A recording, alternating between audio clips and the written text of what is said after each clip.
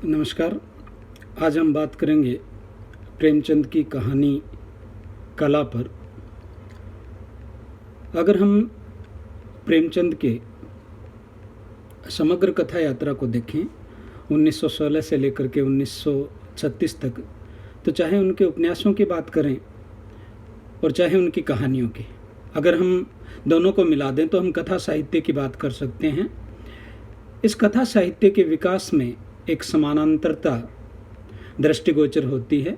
दोनों ही विधाओं में वे यथार्थ आदर्श से यथार्थ की ओर अग्रसर होते हुए हमें दिखाई देते हैं। अगर हम कहानियों की बात करें तो उनकी जो पहली कहानी है पंच परमेश्वर 1916 में, और उनकी आखिरी कहानी कफन 1936, इस विकास यात्रा में आदर्श से यथार्थ की ओर उनका जो गमन है उसे स्पष्ट देखा जा सकता है। और इसीलिए हम 1916 से 1936 तक की उनकी जो विकास यात्रा है उसे 3 भागों में हम साफ तौर पर बांट सकते हैं।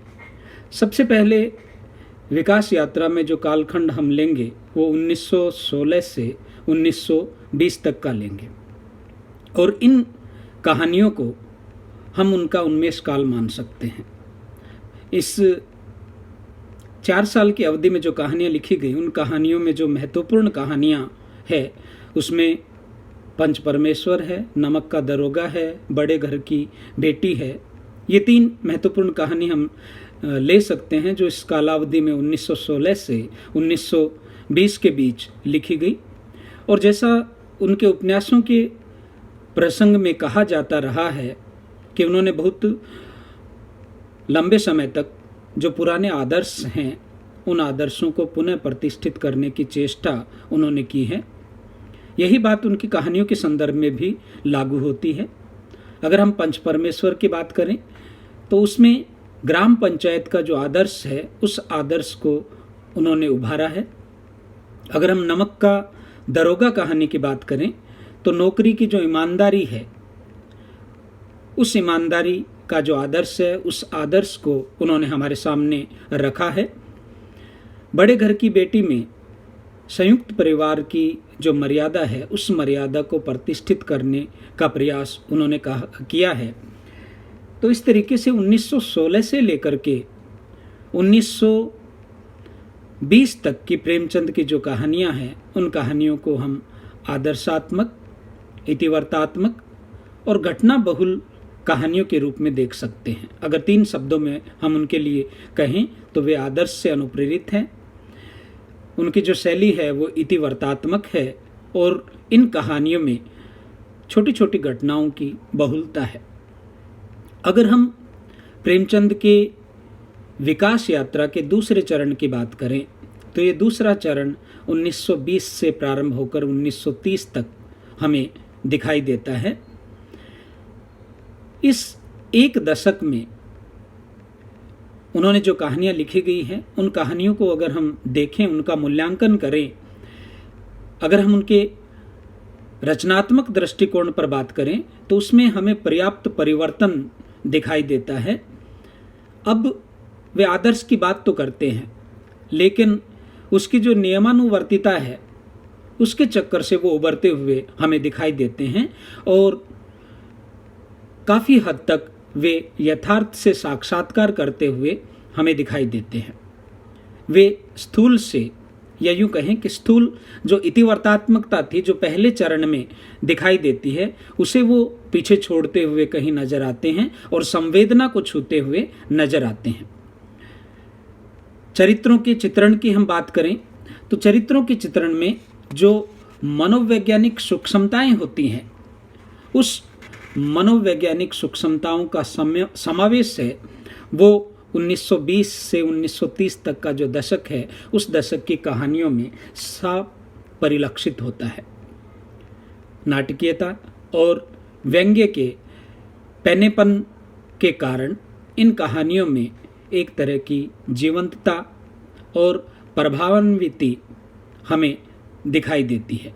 इस दौर की कहानियों की हम बात करें तो माता का हृदय, मैकू, शंखनाद, बूढ़ी काकी, शतरंज के खिलाड़ी बड़ी महत्वपूर्ण कहानी है। वज्रपात ले सकते हैं, दुर्गा का मंदिर ले सकते हैं, गरीब की हाय ले सकते हैं। इस दौर की कहानियों में ये सारी चीज़ें हमें दिखाई देती हैं।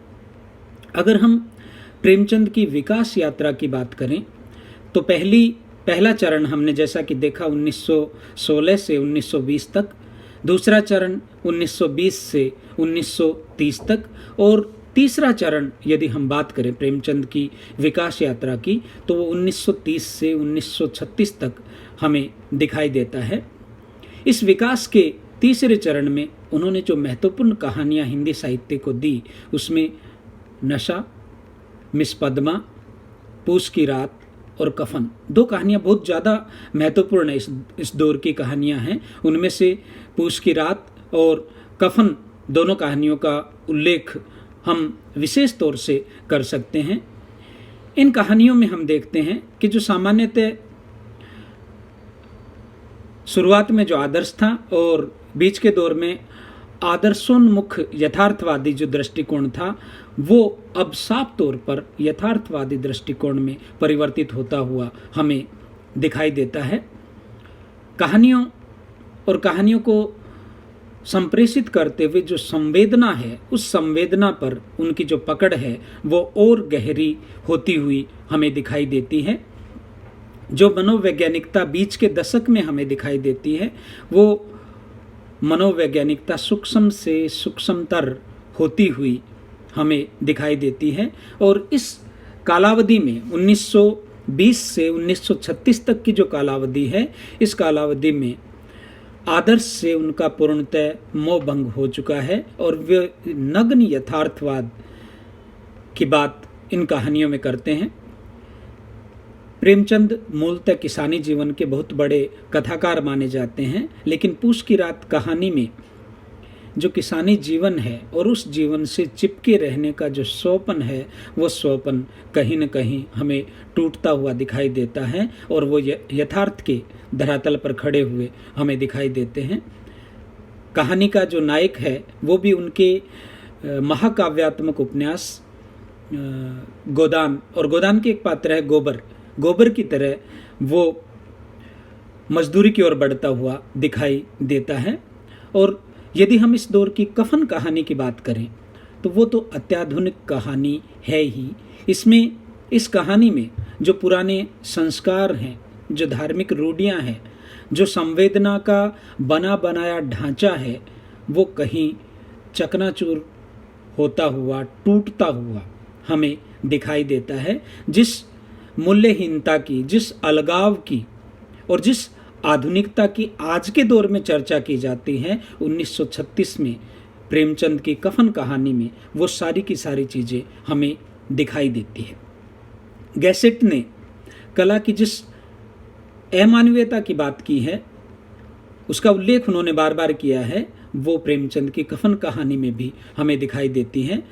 किस तरीके से जो पूंजीवादी व्यवस्था है उस व्यवस्था में गरीब जो तबका है वो या मजदूर है वो अपने उत्पादन तथा उत्पादन के साधनों से अलग होकर किस तरीके से समाज और समाज के संबंधों से अलग हो जाता है, ये इस कहानी में साफ तौर पर देखने को मिलता है। और न केवल वो अलग होता है समाज और समाज के साधनों से, न केवल वो अलग होता है बल्कि उसकी जो मानवीय संवेदनाएं हैं वो संवेदनाएं भी समाप्त हो जाती हैं। कफन के गीसू और माधव ऐसे ही संवेदना शून्य पात्र हैं। जो लोग कफन में अस्वाभाविकता देखते हैं वे यथार्थ का अर्थ नहीं समझ पाते। कफन में अलगाव की स्थिति जाने अनजाने ऐतिहासिक मांग के फलस्वरूप आई है। तो इस तरीके से जब हम प्रेमचंद की विकास यात्रा की बात करते हैं तो उस विकास यात्रा में 3 चरण स्पष्टतः परिलक्षित होते हैं। धन्यवाद।